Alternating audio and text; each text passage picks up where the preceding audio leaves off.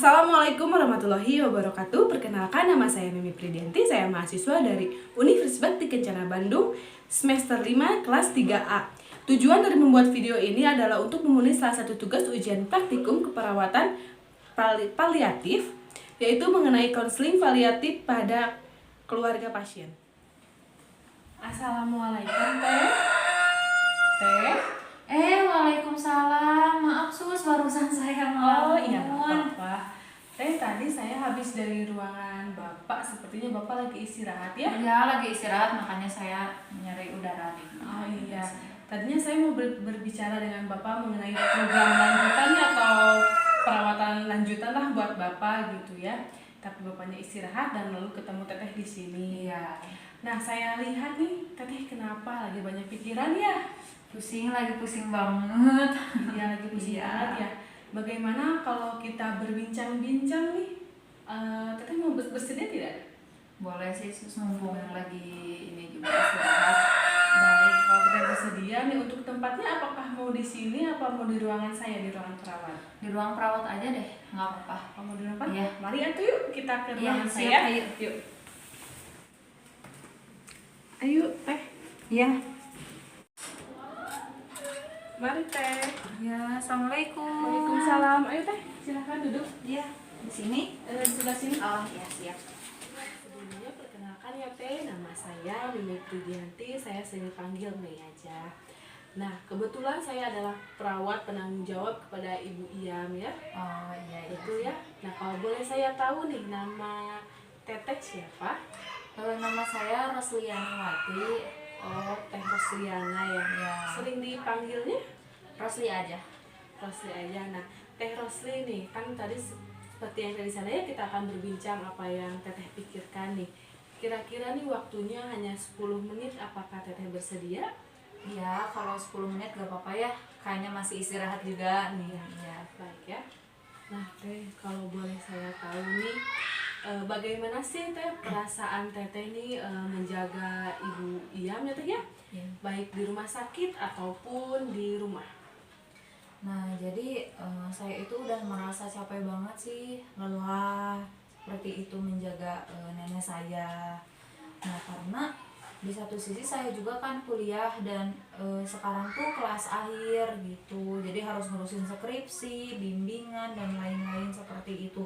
Sedangkan nenek saya itu cenderung gak mau ditunggu sama siapa-siapa, pengen sama saya, walaupun memang gitu saya juga nyadar sehari-hari nenek tinggal sama saya karena saya kan dari kecil orang tua saya sudah meninggal, tinggal sama nenek seperti itu. Nah, dan juga selama di rumah nenek itu orangnya membangkang, terhitung seperti itu. Iya, kayak misalkan minum obat gak mau, susah banget buat dikasih tahu. Terus kayak ini makan udah dibikinin nih sayur, udah dibikinin sayur, makan sayur ya.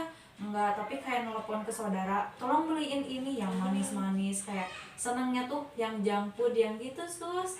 Nah, saya tuh kayak capek banget, ngerasain capek 2 kali ya. Di sisi lain saya capek jadi sebagai mahasiswa lagi ngurusin skripsi, saya juga capek buat ngurusin nenek saya. Nah, baik Teh, tadi nenek ya Teh ya? Iya. Nah, sejauh mana sih yang Teteh ketahui gitu dari penyakit yang nenek sakit gitu ya, diderita, terus bagaimana sih yang Teteh ketahui dari perawatannya gitu? Nah, harusnya kan ya kalau untuk penyakit yang nenek saya derita itu minum obat itu harus rutin, tidak boleh terlewat gitu, harus rajin minum obat. Lalu kemoterapi harus kan, dan juga di samping pengobatan harus kayak makanan juga kan harus kejaga gitu, kayak yang manis jangan terlalu banyak, malahan lebih dibatasi aja gitu. Terus kayak yang tinggi lemak juga nggak boleh kan, kayak gitu sih yang saya tahu. Nah, baik, sejauh mana sih Teteh nih mengetahui dari penyakit yang nenek Teteh derita? Setahu saya dan juga mungkin saya mendengar dari dokter kemarin ya, pada ngobrol-ngobrol gitu terdengar. Nah, nenek saya itu terkena penyakit kanker paru-paru. Nah, baik, betul ya Teh bahwa nenek Teteh itu, nenek Iyam berarti ya? Iya, Nenek Iyam iya. itu sakit kanker paru-paru. Nah, apa yang tadi Teteh ungkapkan itu sudah betul ya, Mungkin nanti saya akan lebih menambahkan kembali apa itu kanker paru seperti itu ya. Saya juga lebih mengerti teteh merasa capek, merasa lelah, bingung. Apalagi dengan nenek katanya tadi pengen dijaganya sama teteh aja ya teh ya. Iya. Nah teh, saya tahu kan tadi teteh merasa capek, lelah, bingung. Apa sih yang lebih membuat teteh merasa khawatir gitu? Yang lebih membuat saya khawatir itu lebih ke keadaannya sih, takut lebih memburuk ya gitu, sampai pada saya harus menghadapi bahwa nenek saya harus meninggal seperti itu. Nah kan sebelumnya itu pas awal-awal nenek saya terkena kanker paru-paru itu masih rutin untuk minum obat, lalu pengobatan yang lainnya, makan bisa diatur, pola makan dan lain-lainnya, kayak menjaga kesehatan banget gitu, kayak pengen cepet sembuh. Ternyata ketika kita kontrol lagi ke dokter gimana, karena semakin kesehatannya ya semakin menurun, kita cek ternyata semakin parah. Dari situ nenek udahlah nggak mau buat ngapain gitu, diobat terus harus perawatan ini perawatan itu, sedangkan dari awal mencoba untuk rutin minum obat pun malah sekarang juga memburuk kan, seperti itu, makanan gak mau diatur. Itu sih yang saya rasain. Di sisi lain juga saya nggak tega, udah nggak bisa ngapain kan sekarang, seperti itu. Saya sedih aja rasanya, capek seperti itu. Baik teh, saya paham apa yang teteh rasakan gitu ya. Nah sebelumnya apakah teteh ini adalah cucu satu-satunya? Enggak sih, kalau cucu itu banyak, malahan adik dari mama walaupun mama udah nggak ada tapi adik-adiknya tuh masih ada gitu, tapi tetap aja nenek tuh nggak mau ditemani sama yang lain, keke pengen sama Gitu. saya. Oh jadi kekeh gitu ya, neneknya pengen sama teteh ya teh. Iya, Tapi sebelumnya apakah teteh pernah mendiskusikan nih kepada tadi anaknya masih ada? ada. Iya, apakah teteh pernah mendiskusikan kepada anaknya dan kepada cucu-cucu yang lainnya?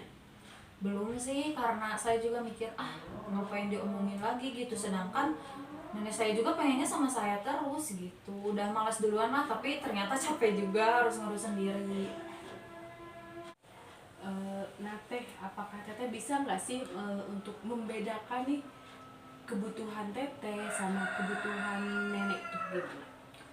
Kalau kebutuhan saya sih hanya istirahat ya, dan juga menjalani rutinitas saya, memaksimalkan lah ya sebagai mahasiswa gitu. Apalagi posisinya selama nenek sakit di rumah sakit itu, saya sering izin kepada dosen seperti itu. Padahal kan harusnya saya itu memaksimalkan ya, menjadi mahasiswa kelas akhir seperti itu. Nah, memang betul juga kayak saya tuh cucu kesayangan dari nenek gitu. Tapi kan saya juga capek seperti itu. Baik teh, saya sangat paham ya teh ya, bahwa teteh merasa capek gitu. Nah, dan memang juga betul nih peran peran keluarga, apalagi peran teteh sangat penting untuk proses penyembuhan si nenek. Nah, apa sih yang teteh ketahui lebih lanjut nih tentang penyakit dari nenek Iyam ini? Yang saya tahu itu kanker paru-paru atau kanker apapun itu memang mengenaskan, ganas, menyeramkan. Pastikan ya seperti itu yang saya tahu. Saya juga takut sekali, apalagi setelah kontrol ternyata kondisinya parah. Takut harus menerima kenyataan bahwa nenek meninggal seperti itu. Saya takut menerima informasi itu tiba-tiba seperti itu. Nah, tapi di sisi lain saya juga merasa saya ingin istirahat seperti itu karena capek gitu ngejaga nenek. Baik, saya paham ya teh ya. Rasa ketakutan teteh, rasa capek teteh, saya sangat-sangat paham ya teh ya. Nah, teh walaupun kita sedang menunggu nih menjaga gitu nenek, teteh juga harus tetap menjaga kesehatan teteh, menjaga pola makan. Dan teteh juga jangan lupa nih peran teteh sebagai, katanya teteh masih kuliah ya, sebagai mahasiswa, apalagi dengan izin-izin, apalagi teteh udah tugas akhir nih Iya. skripsi gitu ya. Tetap harus menjaga kesehatan teteh. Nah, dan apalagi takdir, siapa sih takdir yang tahu gitu bahwa nenek akan meninggal kayak gitu. Kita hanya perlu berdoa kepada Allah dengan kesembuhan nenek, diberikan kesembuhan, dan teteh juga diberikan kelancaran kesehatan ya teh ya. Iya sus, tapi saya juga dihantui rasa takut tiba-tiba nenek saya meninggal, apalagi udah jadi awam lah ya, udah pada tahu gitu kalau misalkan istilahnya kalau orang lagi sakit tuh ngedenger-denger kalau misalkan ada ngorok ternyata proses meninggal seperti itu saya takut sekali. Nah, betul ya. Mungkin betul karena terjadinya ngorok itu pada saat tidur itu karena ada penumpukan dahak gitu di Seperti itu. antara tenggorokan dan paru-paru. Dan apalagi untuk proses menjelang kematian itu seperti ciri-cirinya itu kita seperti tahu ya, kayak suhu tubuh mendingin, kulit memucat, jelas dong karena suhu tubuh mendingin. Terus kayak nadi lebih cepat kayak gitu teh.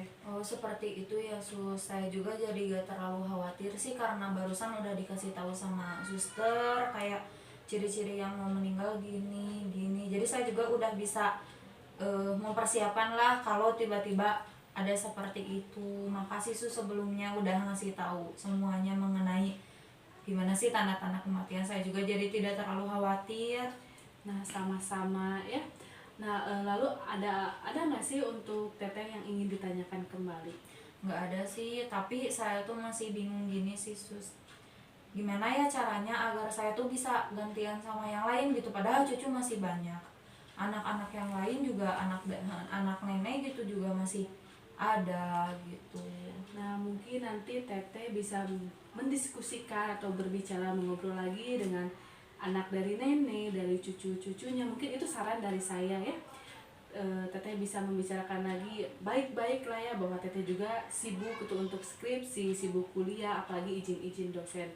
Teteh bisa berdiskusi seperti itu. Iya sih sus, harusnya dari awal kayak gitu, tapi karena memang saya gak bisa ngebagi waktu juga kan ya, jadinya ya udahlah jalani aja tanpa pengen ngobrol atau gimana nih karena udah capek juga. Tapi saya dapat saran kayak gitu, nanti saya bakal lakuin. Nah, baik. Apakah ada yang ingin ditanyakan kembali? Sudah cukup sih. Udah cukup ya. Nah, kan tadi kita udah berbincang nih, bagaimana sih perasaan teteh setelah tadi kita berbincang-bincang? Perasaan saya alhamdulillah udah lega, apalagi tadi saya mumet ini mumet itu, tapi karena dikasih tahu saran gini loh, gini saya juga jadi lebih enak lah, Lebih lega ya. Nah, baik. Ada yang ditanyakan kembali? cukup. Nah, cukup. Nah, baik teh, waktunya sudah sesuai janji tadi ya, sudah 10 menit juga. Nah, untuk pertemuan selanjutnya nanti saya akan berbincang lagi dengan teteh atau barangkali dengan cucu yang lainnya ya teh ya, mengenai perkembangan dari nenek. Nah, kira-kira nih teteh bisanya kapan? Gimana kalau hari Selasa deh, soalnya kalau Senin saya ada jadwal ke kampus, takutnya bentrok juga. Baik, Selasa. Kira-kira jam berapa? Kalau misalkan jam 7 malam gimana, boleh nggak? Oh, boleh, silakan jam Iya. 7 malam ya. Berarti hari Selasa. Iya. Nah, baik. Nah, kan ibu tadi teteh udah nggak ada yang ditanyakan gitu Iya. ya. Nah, jika nanti teteh kembali ke ruangan, jika teteh membutuhkan saya, silakan nanti pijit bel yang di samping. Oh iya, samping bed ya? Ya, Ada. samping bednya, Iya. warna merah belangnya. Ya kalau saya datang ke sini langsung boleh nggak? Oh, boleh, silakan. Oh. Nanti tinggal ketuk aja di pintu. Oh iya, siap. Kalau begitu saya juga takutnya udah bangun ya nenek, sekalian mau beli makan dulu, saya lapar. Kalau begitu saya permisi dulu ya. Iya. Makasih sus waktunya dan juga sarannya.